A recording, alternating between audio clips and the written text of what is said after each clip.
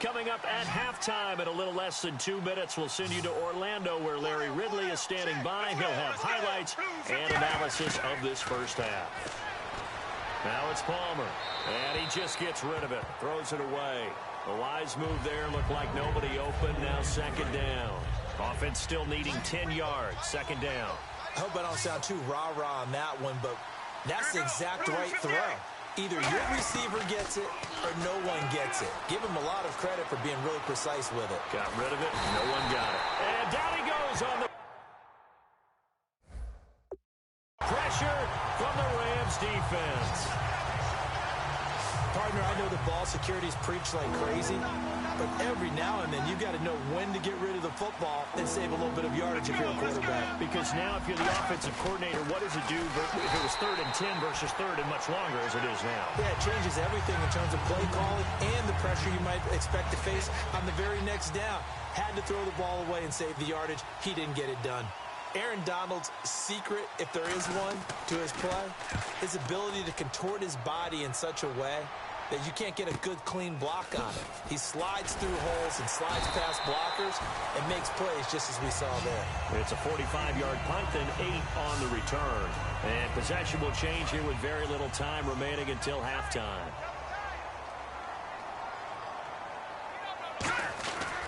They'll start out on the ground with Gurley. A beautiful fake. And he'll be limited to a short gain up to about the 34-yard line. So we have reached halftime. All right, hang on. We'll jump over halftime. Both teams appear ready for the fight ahead, and we resume action here in quarter number 3. This is taken at the 3. What a spin. And he'll be brought down at the 23, make it the 24-yard line. So now here are the Rams as their offense comes back out. They're down here, but very much in this game. What's the tonality of a coach's talk when a game is within striking distance like this at intermission? Typically, what they're doing is emphasizing the things that went well in the first half and wanting more of that. Sure, you've got to go over some of the errors and clean up some things because there's a reason you're down. But overall, I think they want to stay positive, stay up with this team. We're just starting the second half, and we've got the football. Let's go ahead and punch it in, and then we'll take it from there. See how that recipe works. Oh, man, that was close. The opportunity to change momentum, big play, right in his hands, unable to come down with it. A sigh of relief, no doubt, on offense as that fell harmlessly to the ground. He's going to wind up and air it out. They've got his man complete. Give him 35 yards there on a 3rd down conversion. They've been struggling in the passing game. Do you like the aggressiveness there? I mean, it worked on that play, but do you like it? I do, because a lot of the time you're struggling because your passing lanes are clogged. That usually happens when you're throwing the ball underneath. People start to press up on you. Push them deep. Find some space and open things up again. Being aggressive there, I think, will pay off for them. Looking to jam the receivers at the line here. Press coverage look defensively. They come out here in the eye. Back to throw. Goff completes it right side to Britt. That one goes for 13 yards, and it moves its sticks. That was a nicely run slant route, and what the receiver's trying to do is make the defender think he's going upfield for a deeper route, and then breaks it off, usually after about 3 to 4 steps, and cuts towards the middle of the field. And now what he's trying to do is use his body to keep the defender away from the football and get the quarterback a really nice target. When I watched Jared Goff on tape at Cal, I saw a guy who wasn't just a dart thrower. You know, a lot of people said, he's perfect for the West Coast offense. I always thought he could do a little bit more, and that was the reason why. He can push it downfield. He has a good, strong arm. The intended receiver, Tavon Austin, and it's second down. A pretty good coverage there, and both of these defenses, they've had good coverage throughout this one. No doubt about it, and in today's NFL, where we're used to a bit more scoring, this feels almost like a well-pitched game in baseball on both sides where the tension continues to build. Who's going to make the big play? It goes as a loss of 6. And now 3rd down. This will be play number 8 on the drive. It's 3rd and goal. Goff. And this is caught. He's got it. Touchdown, L.A. Kenny Britt from 10 yards out. And the Rams are in for 6. And that was really just a great battle for that football on both sides. The result is a touchdown. Ordinarily, I'd like to say it was a win-win, but it really wasn't because the defender, while he was there with excellent coverage, he didn't get the benefit, did he? But he's not going to get chewed up in film session, really. No, he was right there. They'll tell him, okay, of course you need to knock the ball away, but they won't be too upset with him. He did his job for the most part. J.J. Nelson now to return. And not a bad return.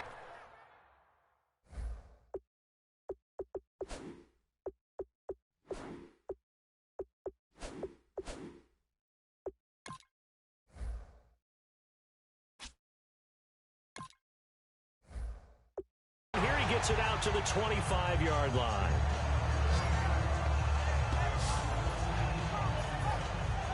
The Cardinals offense now ready to get their first opportunity here in the second half. They're down in this game. A chance for the offense, though, to put something on the board, get some momentum here in half two. Try and get things kick-started for them. And you know at the half, they discussed how they were going to get that done. This is where scripting comes into play a lot of the time. How many plays do you script coming out of the second half? Most of the time in the first half, you're scripting 12 to 16. I think in the second half, you're really scripting more like 8 to 10. Kind of a starter or an opener, whatever terminology they use. Just something to get you off to a quick start.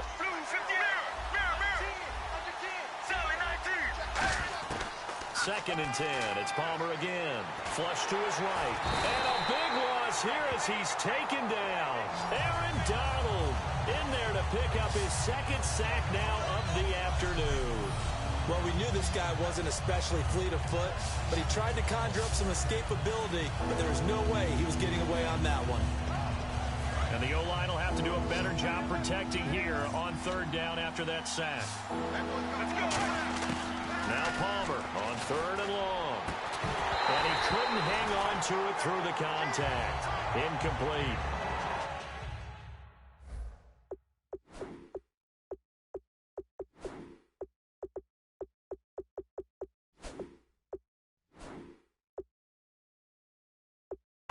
And he's certainly not a guy that drops that football very often. Indeed, because that's a bit of a surprise. I know he's in the middle.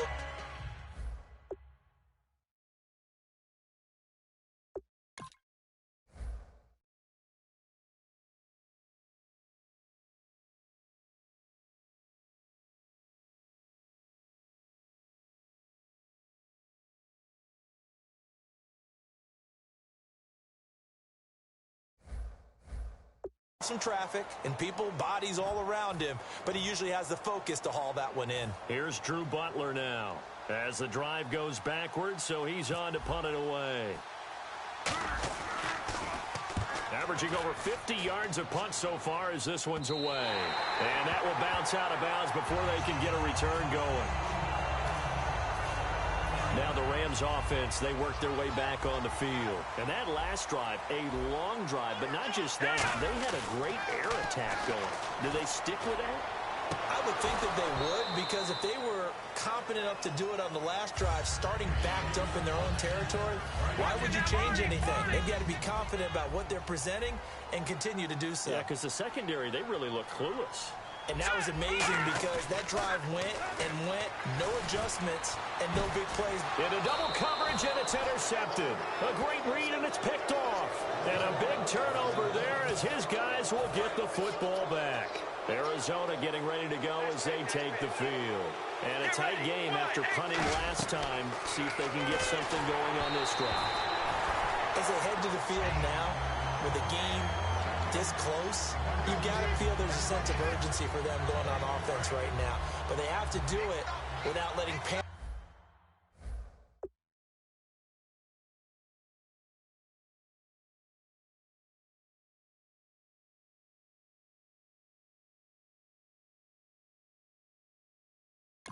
in and affect their play. One receiver left, three to the right.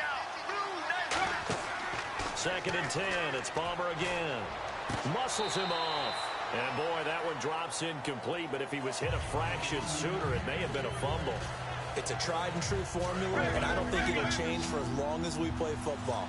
If someone's trying to throw the ball and you can put pressure on them and make it tough, That's only going to help your defense. Yeah, he's since being hurried. He got rid of it before taking the hit, but incomplete. The tight end, Jermaine Gresham, the intended receiver, and it's fourth down.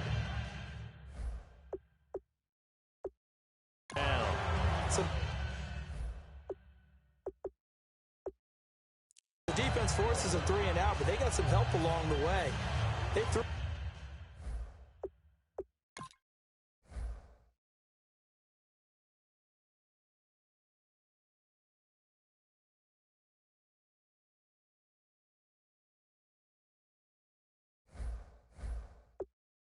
On first down, and when they were unsuccessful, it became 2nd and long.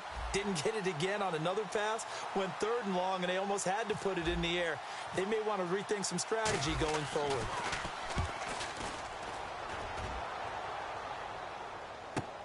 Now Austin.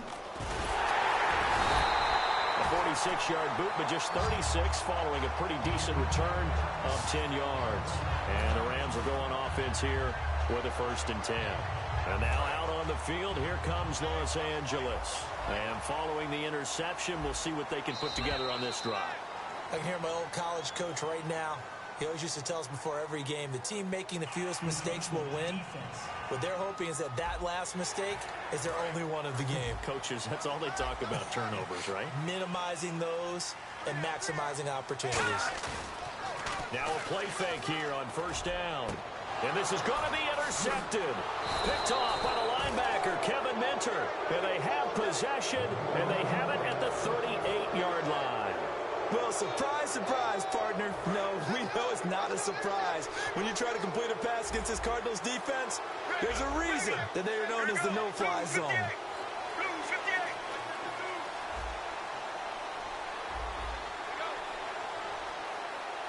So the defense flinches, contact made, and the 5-yard penalty ensues. Encroachment, defense. Still 1st down.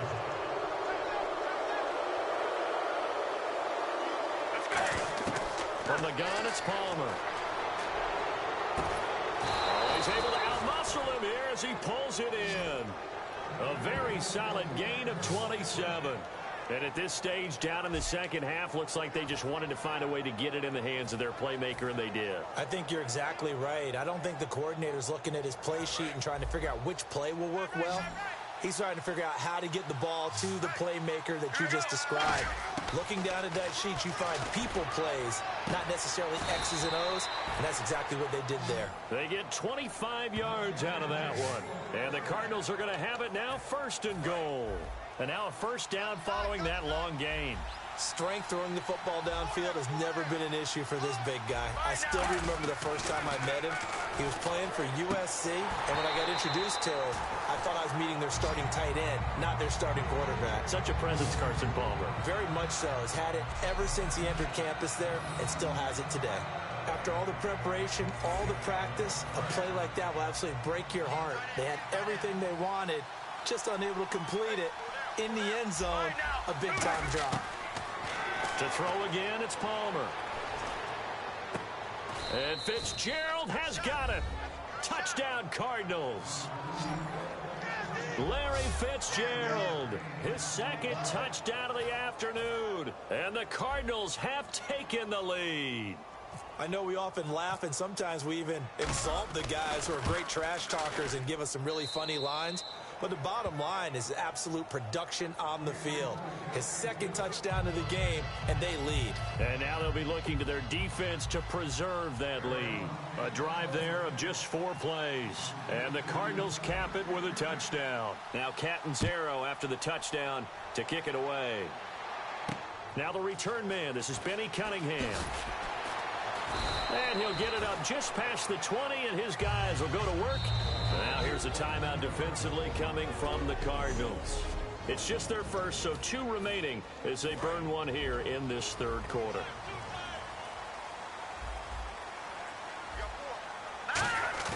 They go back to the air here after the INT on the last drive. Oh, he got position on him, and he pulls it in. And now the Cardinals going to use another timeout. And that's going to leave them with just 1 timeout remaining still in the 3rd quarter. We'll see if that comes back to haunt them. We'll be back. They come out here in the I. They go play action here on first down. He gets this one complete to Brett. It's a gain of 24 that time. And the Rams are going to get a first down.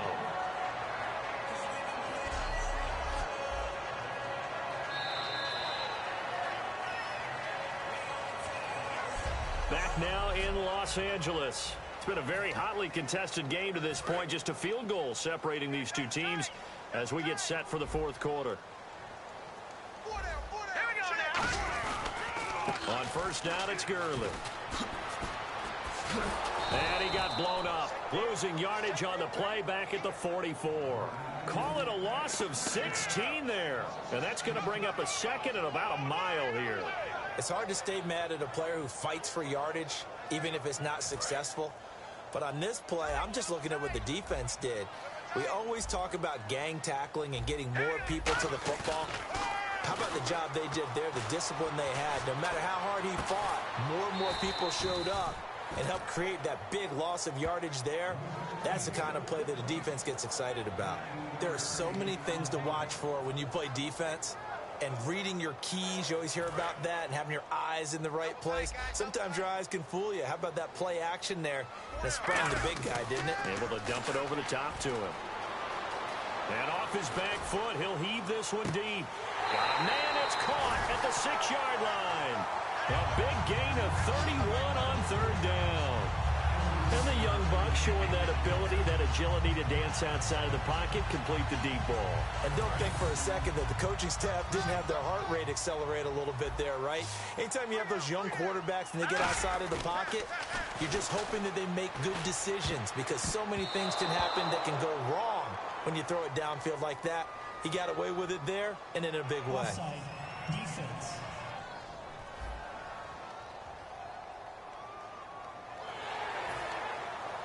Still first down.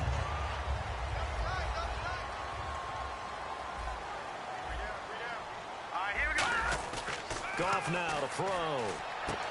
And it's complete. He's got it in the end zone. Touchdown, Rams. Now we're going to get a timeout here, and I believe it was called by the defense. And if that's indeed the case, they'll be out of timeouts for the remainder of this second half. Now Zuerlein on to add the extra point.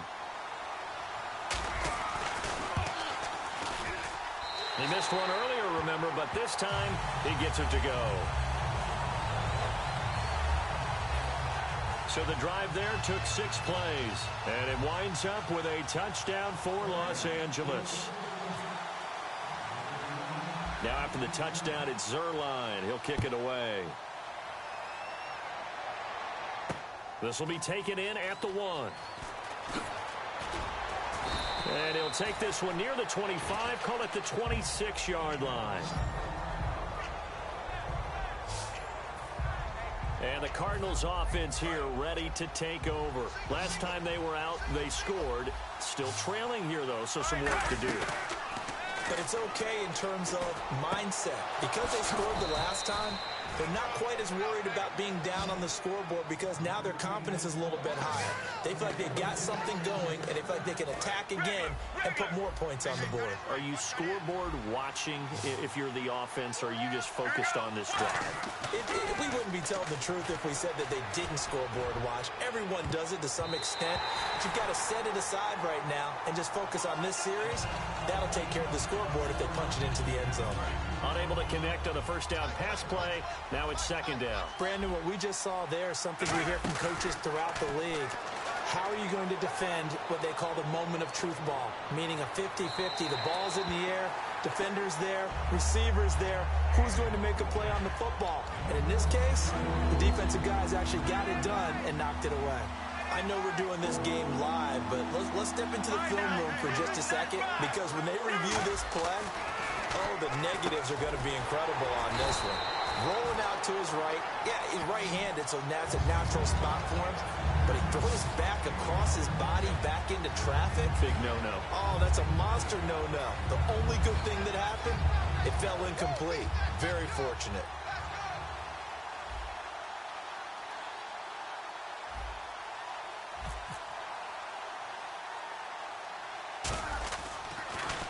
And he deserves a bronze leg as he gets this one away. And good hustle here as this is going to be blown dead right at the 9-yard line.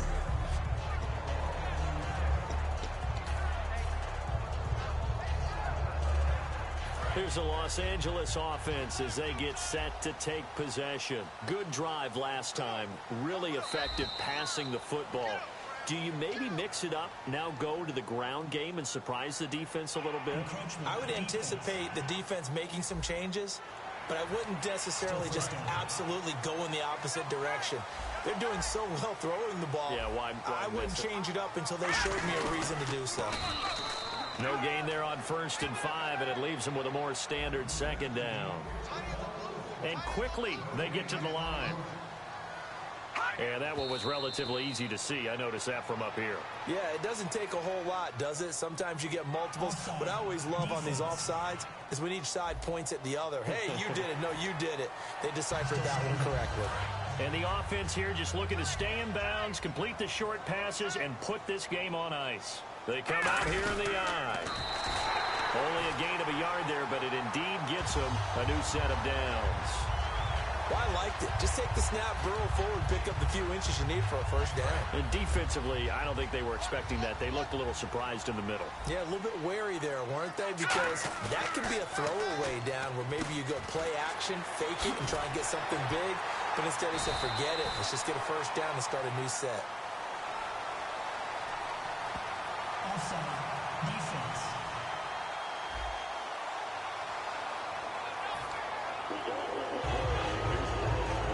Time is starting to run out, really becoming a factor. We'll see if the defense can get the stop they need to get the ball back to the offense. Goff on 1st down. And no escaping this time as he'll go down. They got him for a sack. Kevin Minter in there to get him for a loss of 5. Time for a break. We're back to see what happens after this. So it's Rams football here as we get you reset. They've got a 2nd down now as they search for a way to get this one to the finish line. Well, we looked at each other right when he flinched. We knew that that flag was coming. Yeah, offsides, easy call, mark off the 5, and keep it moving. Offside. Defense.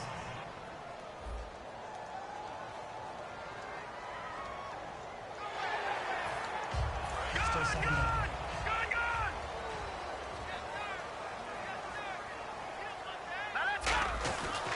Following the penalty, it's Gurley.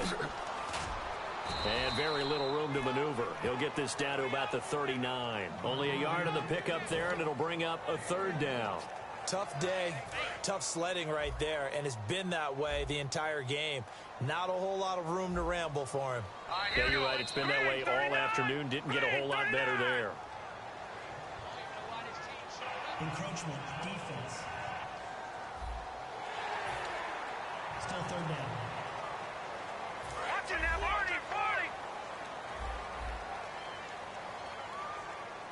40. They come out with 1 back and 3 tight ends. They'll try and pick up the first with Gurley.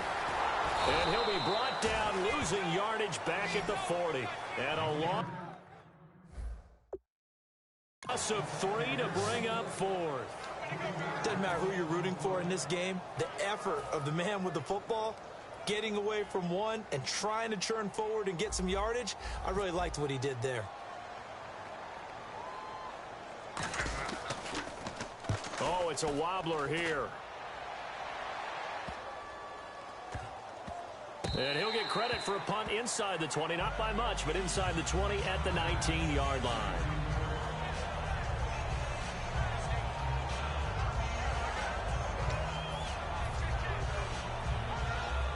The Cardinals offense now works their way back onto the field. They're down here in a 1-score game, but the time, it's a factor, but it's not a huge factor right now, is it? It's really not, because this amount of time gives them a chance to run their offense, to go through play sequences.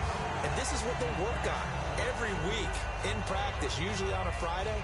They go over this type of a situation, late game situation. What are we going to do when we have the opportunity?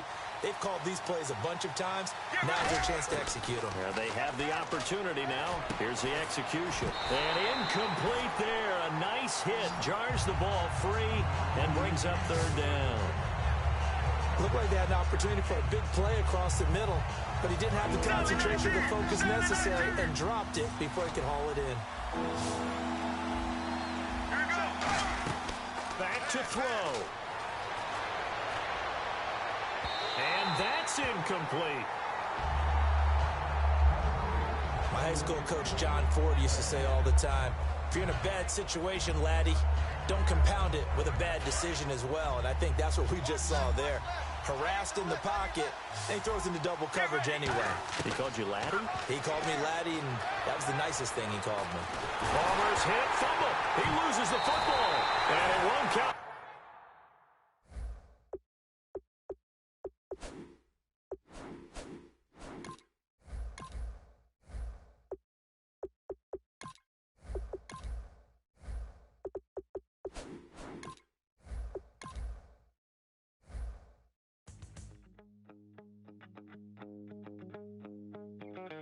My second body cost a lot. After I bought it, I just wore it home. Reading philosophy and gossip rags. Spending my bottom dollar on my toes. I'm a pacifist who's never not been pacified. I'm a piece of... It's a point of pride. I'm the super rich complaining I want more in life. Cry, baby, cry, oh, cry, baby, cry, oh. Really care where I stand in the winner's circle. Make room for a man from the middle with you. I don't even know how I got to the finish, but don't care, don't make no difference to me. I don't understand what you're saying, only kinda listen. Make room for a man on a mission with you. I don't even know how I got to the finish, but don't care, don't make no difference.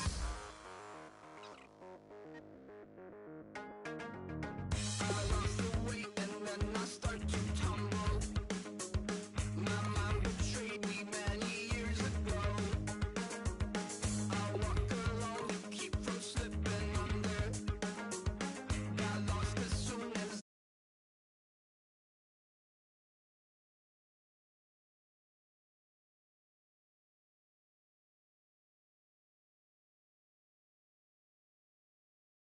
then the taste of tears running down my face.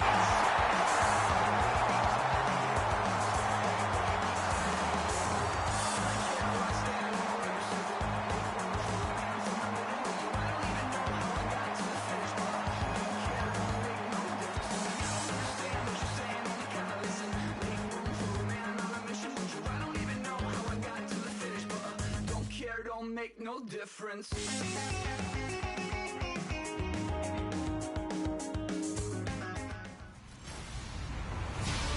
Hello, everybody. I'm Larry. All right, Larry, thank you. We are in the Pacific Northwest as we get set for football at CenturyLink Field here in Seattle. Straight ahead, we've got a good one on tap here between the Baltimore Ravens and the Seattle Seahawks.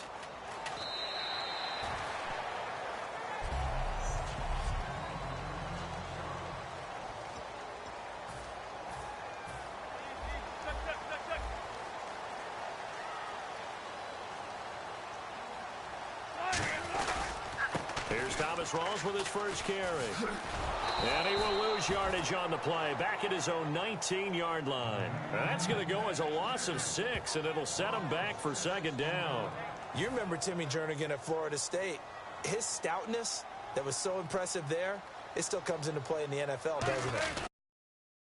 And I do, then yes. Used it well on that play and made a nice tackle for a loss. There goes Thomas Rawls. 20.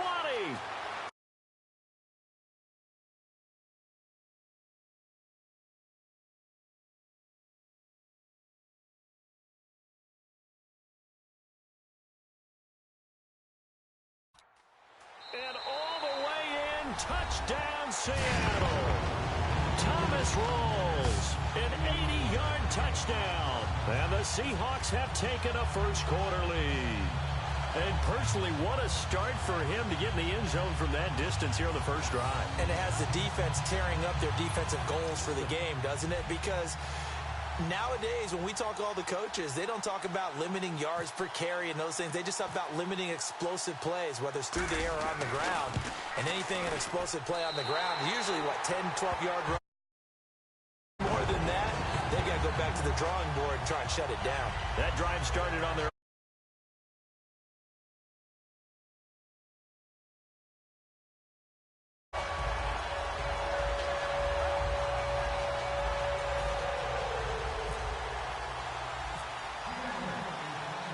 Hauschka now to send this one away following the score. That's fielded in the end zone. And no run back here. This will be a touchback, and it comes out to the 25-yard line.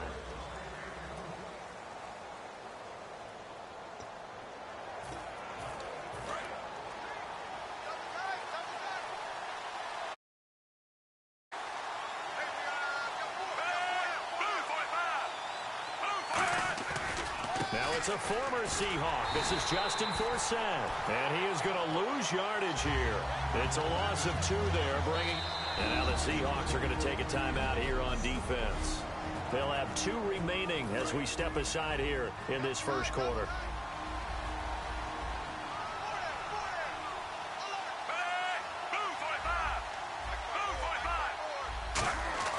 On second down, Flacco to throw. Now a hit, and Flacco drops the football. It's loose. Down, Seahawks.